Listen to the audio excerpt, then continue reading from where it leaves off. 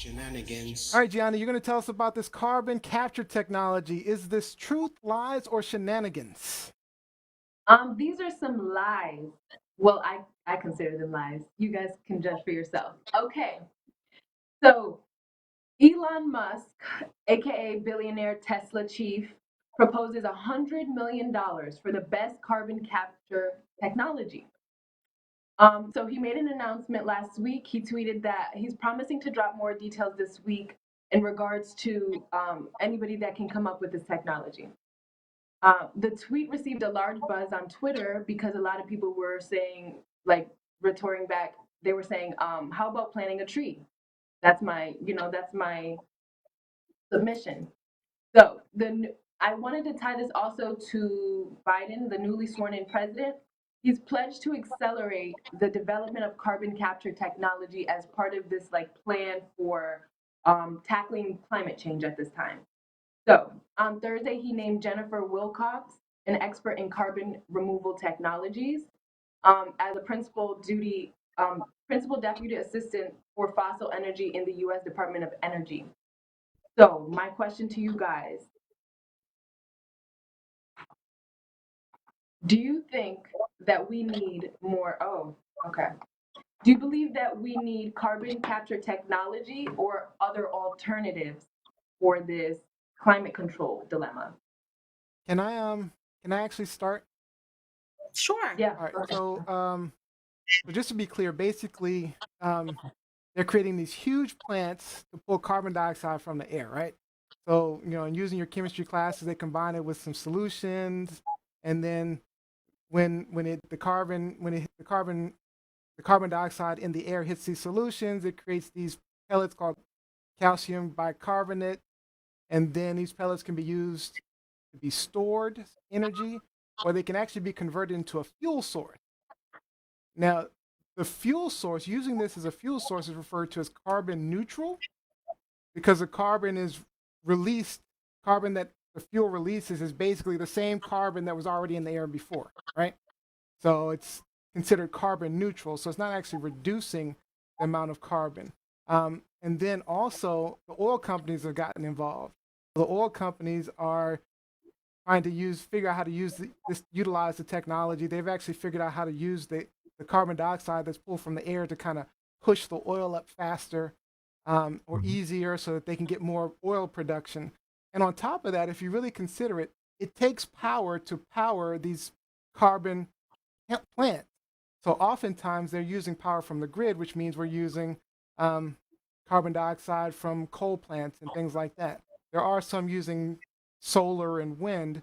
Um, but most importantly to me, when you sent this article was, you know, we know how greed works, right? So let's say the oil companies get involved in this, and if these carbon, extraction plants could potentially get to the point if the fuel becomes really easy to make, really effective, they could potentially over farm the CO2 out of the air in time, right? Oh, Let's say Elon Musk's plan works and $100 million, and they find this thing that makes carbon dioxide the next fuel of the future. And all we're doing is pulling carbon dioxide from the air. Do you know what happens when they pull too much carbon dioxide from the air? The exact opposite of what's happening with global warming. And so then we'll be talking about how, the, I uh, see. yeah, right. We're talking about an ice age and how we destroyed the planet all over again because of these. I just feel like these oil companies being involved is a big problem for me. And it's sort of like, you remember when we used to talk about paper? Paper, we had all this paper and we're destroying all the trees and we had the Paperwork Reduction Act and all. And then, now we're making like, instead of the plastic straws, now we're using paper straws, right? So now paper has become the new thing and it's just going to be a matter of time. We're overproducing paper straws. It's like a never ending cycle of trying to Yeah. manage all of the problems in our environment that humans are creating. The problem is the humans. So, Yeah. I mean, I I think agree. the biological means are the best ways. I think we should consider planting more trees, make that a bigger focus. I mean, I know it's a focus, but and not putting the CO2 in the air in the first place. That's where I stand. So Okay. very quickly, you alluded to having too much CO2 in the air causing the reverse of what our intent would Global be, warming. and that Well, go into global freezing, if you will. right. If we So start taking out too much CO2.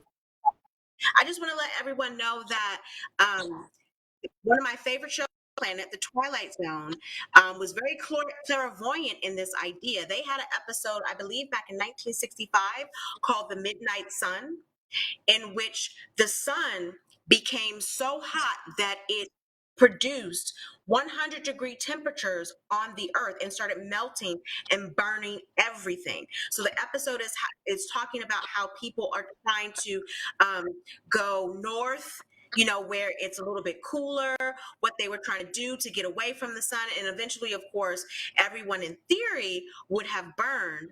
But then, in true Rod Serling fashion, the protagonist of the story, she kind of shifted and woke up from the dream of the earth burning, and it was the complete opposite. It was the earth freezing. And so this is something, I mean, we're talking about it a lot now, but this is something, again, I think the world of Rod Serling, the creator of the Twilight Zone, I think he was clairvoyant on a lot of these issues.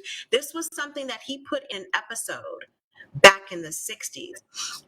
As it relates to Gianni's topic and the question that she has for the panel, this is one of those topics that I really don't know a lot about. So I'm, listening to I use up Gianni, all the time. My bad. listening to Neo and what they are trying, the information they're giving us on this topic. I guess first and foremost, do I really think the idea is worth $100 million? No.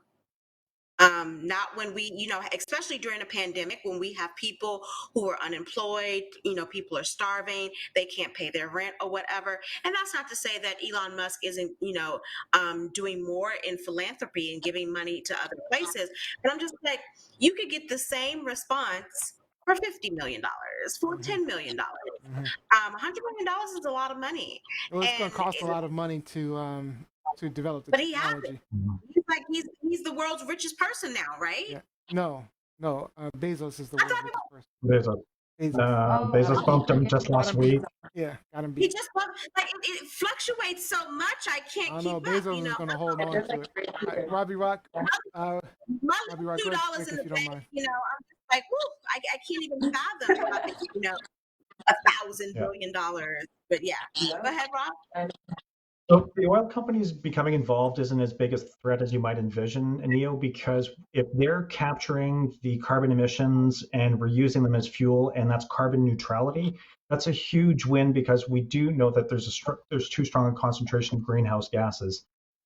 Using natural means is fine and dandy, and it's a great idea long term, but humans live in very short term terms. We think in the term of a century, if you will. My lifetime, if I'm lucky, is a century. So what's going to happen over 100 years of my life? Well, if I want to see a solution for the global warming, for the greenhouse gases, I'm going to have to implement something that's aggressive in my lifetime, because we can plant all the trees that we want, but if we're already behind the eight ball on it, it's not enough. So we do need to step in, and if we can reuse a lot of that byproduct, because a lot of industrial byproduct has been wasted up until very recently in the industrial age. We are now capturing a lot of these toxic products, these byproducts, and making something productive out of it. So I can appreciate the concern about over farming CO2, but that's something that has to be part of the long-term plan and development. And you're right, once the capitalists get involved and they want to make their buck, then unfortunately they're not thinking of the plebes and the long-term effects of their decisions. But we do So need 30 seconds, 30 seconds. If you can knock it out, we're going to get to this game. So yeah, basically, all in all, I do feel like we should plant more trees. Of course, I'm always advocating planting more trees, but also I think that it would be interesting to see a possible technology, a new technology that captures it. But I would like to see like an alternative, not something that takes carbon dioxide to make or capture carbon. Like I'm not into the tech stuff of it, so I have no idea. But something that's a little bit more green effective, something a little bit more environment conscious type of a technology besides planting trees. So I still think we need to focus more on wind and solar and improving that technology personally. All right. That is, well, let's see. Let's get a couple of comments online really quick. So if we're using CO2, this is Kevin Thaxton. The reason it's using CO2 for fuel, will cars be fitted with breathalyzers or straws to start cars? Jose says, you're absolutely right at Neo. It's because of us. And Mike Winter points out, Bud, paper is recyclable. So, all right. Thank you for the comments online. Sorry we're running out of time, but that's it for Hot Topics. Great Hot Topics, guys. Lies, shenanigans.